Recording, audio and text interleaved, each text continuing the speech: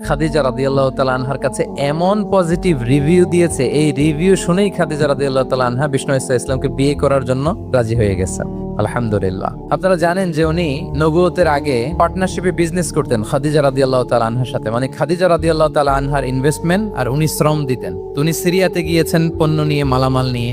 ওনার ব্যবসা বাণিজ্যের ধরন কেমন এটা দেখবার জন্য খাদিজা রাদিয়াল্লাহু তাআলা আনহা ওনার এক বান্ধবীকে পাঠিয়েছিলেন ওই ক্যারাভ্যানে, ওই কাফেলায়। নাম ছিল মাইসারা। তো মাইসারাকে বলেছে, মাইসারা তুমি দেখবা যে টাকা পয়সা আবার উল্টা পাল্টা করে কিনা, ঠিকঠাক মতো ব্যবসা করে কিনা, আমার huge investment on behalf of me, তুমি এই ক্যারাভানে থাকবে আর দেখবে যে মোহাম্মদ ঠিকঠাক বিজনেসটা করে কিনা।